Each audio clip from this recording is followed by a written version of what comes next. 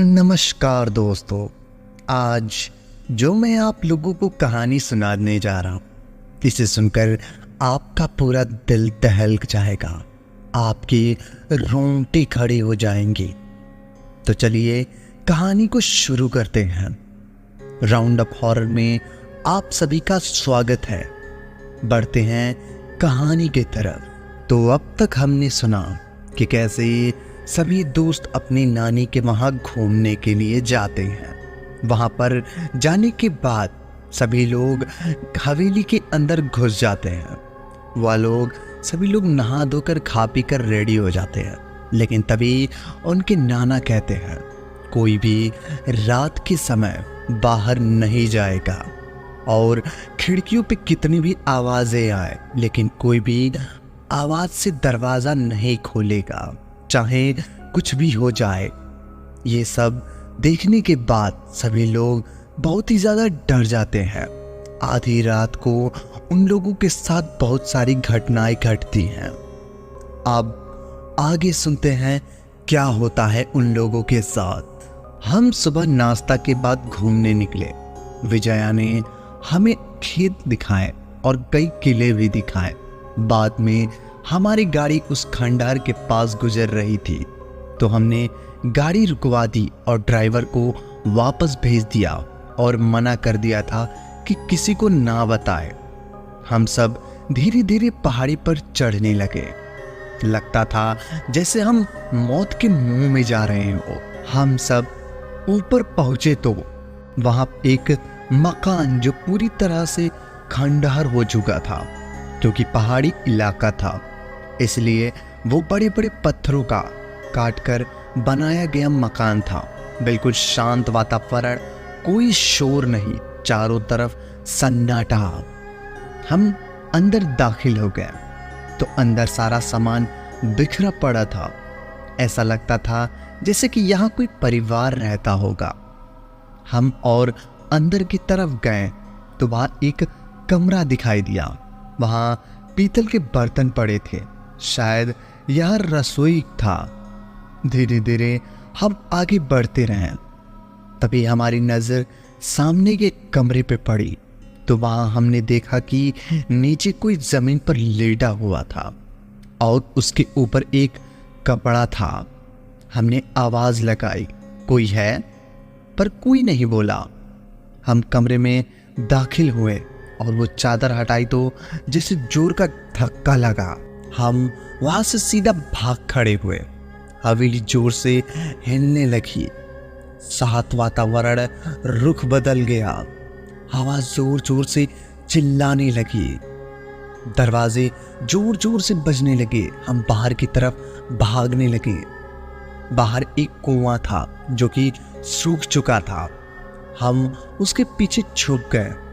हमें बाहर निकलने का रास्ता नहीं मिला। ऐसा लग रहा था आखिर समय हो। अब वहां से एक जगह बैठकर चुपचाप इधर उधर। घर वालों का पता नहीं क्या हाल हो रहा था। सच में जब घर वालों को पता चला कि हम पहाड़ी वाले खंडहर पर गए हैं तो सारे गांव वाले इकट्ठा करके हमें ढूंढने चल पड़े। हम पूरी तरह से फंस चुके थे। रात के 11 बजे का समय होगा।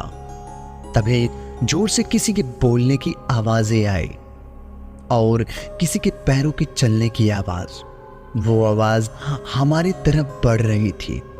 हम पूरी तरह से पसीने से भीग चुके थे। डर क्या होता है यह हमें पता चला था। कदमों की आहट हमारे पास आकर रुके। तब हमने उनको सामने देखा। इतना भयानक चेहरा, आंखें लाल, सिर के बालों पर चेहरा ढका हुआ था। वो हमारी तरफ देखने लगा गौर से और अचानक बोलने लगा, भाग जाओ यहाँ से आप लोग। मेरी मदद करोगे? मेरे आने से पहले भाग जाओ। पर तुम चाहते क्या हो? मैं मुक्ति चाहता हूँ। बरसों से मैं भटक रहा हूँ। मुझे मुक्ति दो। पर हम तुम्हें कैसे सहायता करें बताओ? सिर्फ एक इंसान है जो मुझे मुक्ति दिलाने में सहायक होगा। उसे ढूंढ कर लाओ।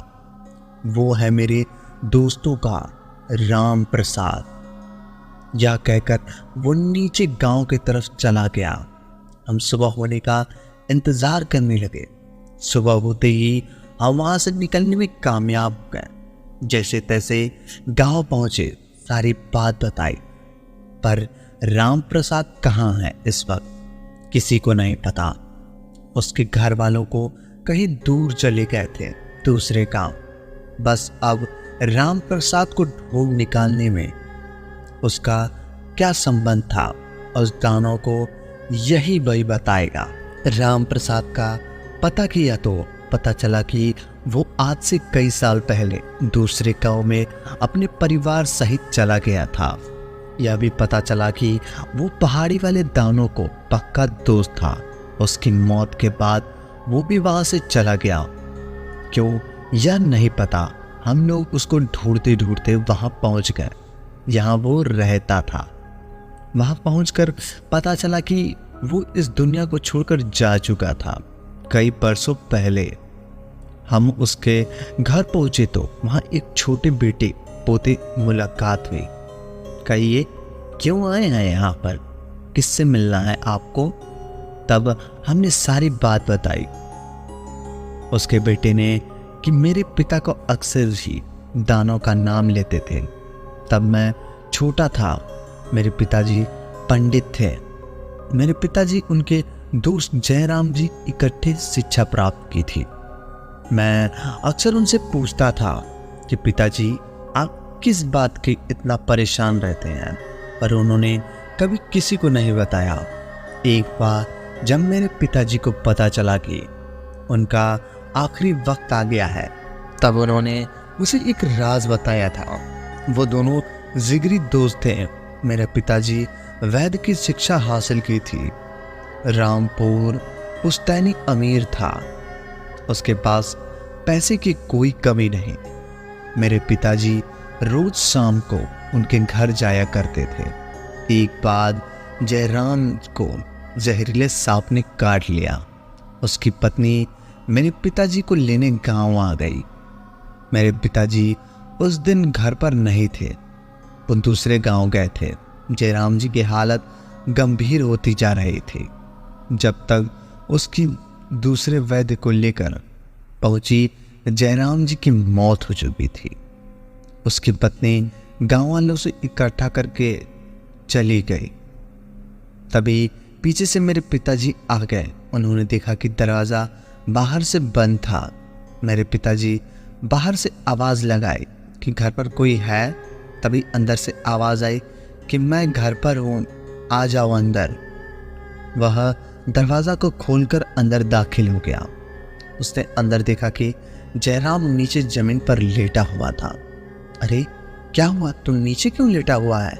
उसने कहा कि मुझे बुखार चढ़ा है, इसलिए मैं अपना शरीर ढका हुआ है और नीचे लेटा हूँ।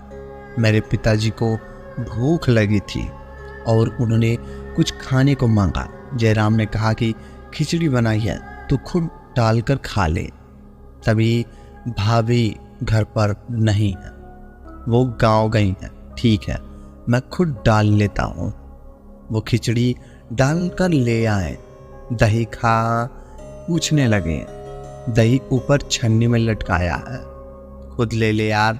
मेरे पिताजी ने कहा है कि मेरा हाथ नहीं पहुंच रहा, तुम खुद उतार दो।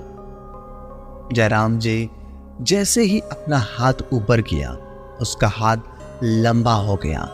यह देखकर मेरे पिताजी को पता चल गया यह मर चुका है और वो घबरा गए और बाहर तरफ दौड़े। उनके पैर ही वहीं जम गए। जयराम ने मेरे पिताजी से कहा कि आराम से बैठकर खाना खाओ जब तक मेरी पत्नी नहीं आ जाती।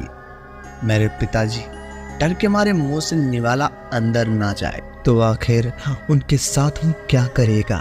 क्या उन्हें वो छोड़ देगा या कोई उनकी दुश्मनी हो जाएगी? आखिर उन्होंने गांव छोड़ क्यों दिया?